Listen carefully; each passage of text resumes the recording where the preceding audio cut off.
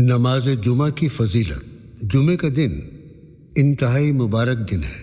اس دن کو ہفتے کے تمام دنوں کا سردار کہا گیا ہے۔ نبی کریم صلی اللہ علیہ وسلم کے فرمان کے مطابق ہر بالغ، عاقل، آزاد اور صحت مند مسلمان پر نماز جمعہ ادا کرنا فرض ہے۔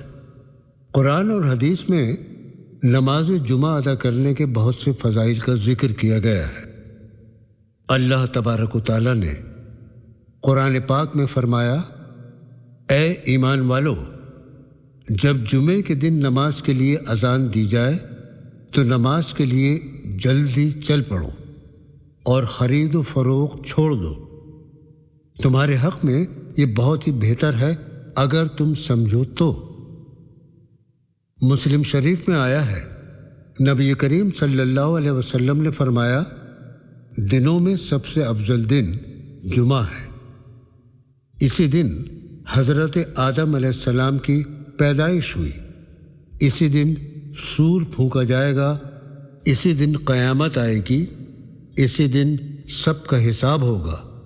اسی دن ایک ایسی گھڑی آتی ہے جس میں بندہ اللہ تبارک و تعالیٰ سے جو دعا مانگے اللہ اس دعا کو قبول کرتا ہے۔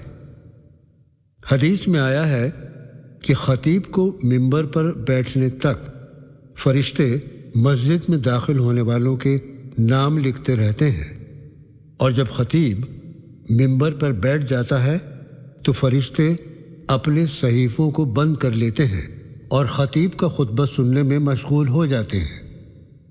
حضرت جابر بن عبداللہ رضی اللہ تعالیٰ عنہ سے روایت ہے، رسول اللہ صلی اللہ علیہ وسلم جب خطبہ دیتے تو آپ کی آنکھیں سرخ ہو جاتی، آواز بلند ہو جاتی اور جوش زیادہ ہوتا، اور ایسا لگتا جیسے آپ کسی ایسے لشکر سے ڈرا رہے ہوں جو صبح یا شام میں حملہ کرنے والا ہو، اور آپ فرماتے ہیں، میں اور قیامت ان دو انگلیوں کی طرح ہے۔ پھر آپ شہادت کی اور درمیانی انگلی کو ملاتے اور اللہ کی تعریف و ثنا کے بعد فرماتے، یاد رکھو بہترین بات اللہ کی کتاب ہے اور بدترین کام عبادت کے نئے طریقے ہیں، اور عبادت کا ہر نیا طریقہ گمراہی ہے۔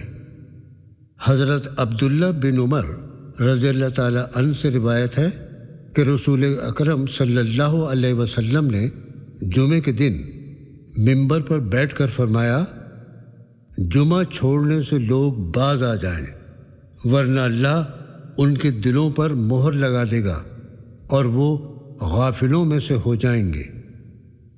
حضرت جابر بن سمورہ رضی اللہ تعالیٰ عنہ سے روایت ہے کہ نبی کریم صلی اللہ علیہ وسلم جمعے کے دن 2 خطبے دیتے اور ان کے درمیان آپ بیٹھتے تھے۔ حضرت ابن عمر رضی اللہ تعالیٰ عنہ سے روایت ہے، نبی کریم صلی اللہ علیہ وسلم نے فرمایا، مسجد میں کوئی شخص کسی کو اس کی جگہ سے اٹھا کر خود اس جگہ پر نہ بیٹھے۔ یہ حکم جمعے کے دن بھی ہے اور باقی دنوں کے لیے بھی ہے۔ نماز جمعہ مسجد میں ادا کرنے کے لیے آپ گھر سے مسجد کی طرف جتنے قدم پیدل چلیں گے، آپ کے ہر قدم کا ثواب 1 سال کے روزہ رکھنے کے برابر ملتا ہے۔ حضرت ابو ہریرہ رضی اللہ تعالیٰ عنہ سے روایت ہے، نبی کریم صلی اللہ علیہ وسلم نے فرمایا، جو شخص غسل کر کے پھر نماز جمعہ پڑھنے کے لیے آئے تو جتنی نماز خطبہ شروع ہونے سے پہلے پڑھی، پھر وہ خاموش بیٹھ گیا اور خطبہ سنتا رہا، اور امام خطبے سے فارغ ہو گیا، پھر اس نے امام کے ساتھ نماز پڑھی، تو اس شخص کے ایک جمعے سے دوسرے جمعے کے درمیان کے سارے گناہ معاف کر دیے جائیں گے، اور مزید 3 دنوں کے گناہ بھی معاف کر دیے جائیں گے۔ نماز جمعہ ادا کرنے کی نیت سے اٹھنے والے قدم اللہ تبارک و تعالیٰ کی راہ میں اٹھتے ہیں، تو ان قدموں پر جہنم کی آگ حرام ہو جاتی ہے۔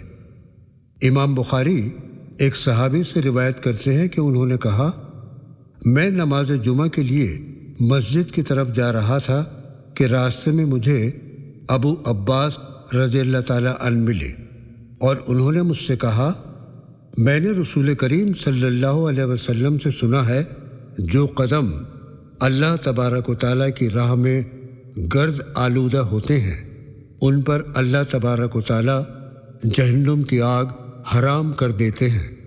حضرت ابو ہریرہ رضی اللہ تعالیٰ عنہ سے روایت ہے کہ نبی کریم صلی اللہ علیہ وسلم مسجد میں تشریف لائے، اتنے میں ایک شخص آیا، اس نے نماز پڑھی اور آ کر آپ صلی اللہ علیہ وسلم کو سلام کیا۔ آپ نے سلام کا جواب دیا اور فرمایا، جا نماز پڑھ، تو نے نماز صحیح نہیں پڑھی۔ وہ شخص گیا، اس نے دوبارہ نماز پڑھی، پھر آ کر آپ کو سلام کیا۔ آپ صلی اللہ علیہ وسلم نے فرمایا، جا نماز پڑھ، تو نے صحیح نماز نہیں پڑھی۔ 3 بار یہی عمل ہوا۔ آخر اس شخص نے عرض کیا کہ اس ذات کی قسم جس نے آپ کو حق کے ساتھ رسول بنا کر بھیجا ہے، میں تو اس سے اچھی نماز پڑھنا نہیں جانتا، آپ مجھے سکھلائیے۔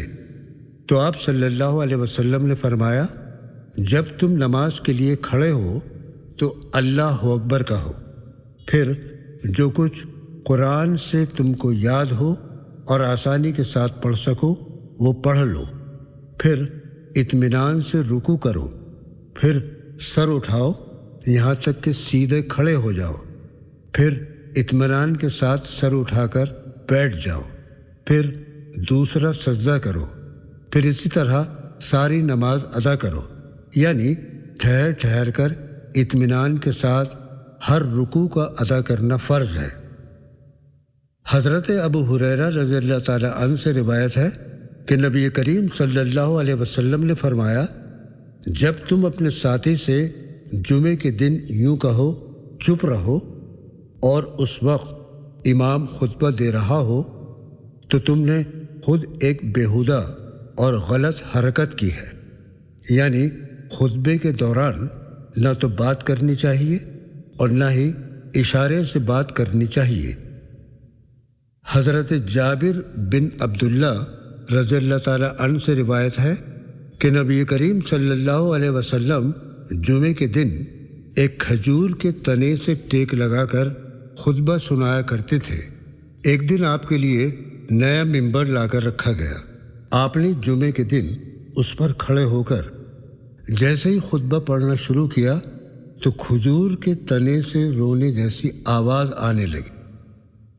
آپ صلی اللہ علیہ وسلم فوراً ممبر سے اترے اور کھجور کے تنے کو باہوں میں لے لیا، پھر آپ اسے کھجور کے تنے سے ٹیک لگا کر خطبہ پڑھتے رہے۔ حضرت جابر ابن عبداللہ رضی اللہ تعالیٰ عنہ فرماتے ہیں، آپ صلی اللہ علیہ وسلم نے جیسے ہی اس کھجور کے تنے پر ہاتھ رکھا تو رونے کی آواز بند ہو گئی، کیونکہ جدائی کی وجہ سے کھجور کے تنے پر لرزہ طاری ہو گیا اور وہ رونے لگا۔